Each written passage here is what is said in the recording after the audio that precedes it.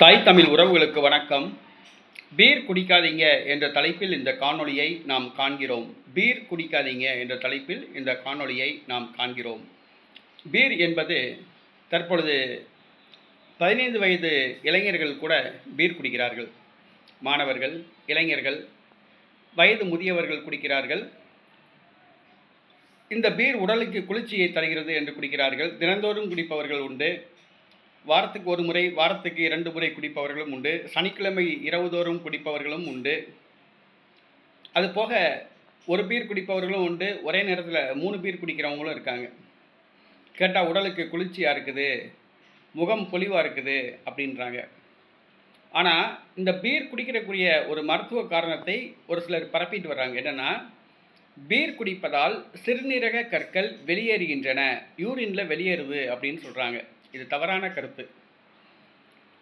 Beer குடித்தா சிறுநீரக கற்கள் வெளியேறுது அப்படின்னு பரப்புகிறாங்க. இதனால் நிறைய பேர் பீர் குடிக்க ஆரம்பிச்சிருக்காங்க. சிறுநீரக கற்களால் அவதிப்படுபவர்கள். அது உண்மை கிடையாது. பீர் குடிப்பதால் மிக மிக மிக சிறிய கற்கள் வேண்டுமானால் வெளியேறலாம். ஆனால் பீர் குடிப்பதால் சிறுநீர் அதிகமாக வெளியேறுகிறது. உடல் நீர் சத்து இழப்பு ஏற்படுகிறது. மேலும் புதிய கற்கள் உருவாக வாய்ப்பு உள்ளது. பீர் குடிப்பதால் புதிய கற்கள் உருவாக வாய்ப்புள்ளதாக மருத்துவர்கள் கூறுகின்றனர். ஆகவே பீர் குடிக்காதீங்க.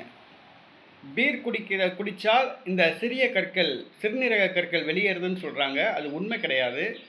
பீர் குடிப்பதால் புதியதாக சிறுநீரக கற்கள் உருவாகலாம். ஆக நீங்கள் காசு கொடுத்து நோயை விலைக்கு வாங்காதீங்க. பீர் குடித்தா சிறுநீரக கற்கள் உருவாகும்.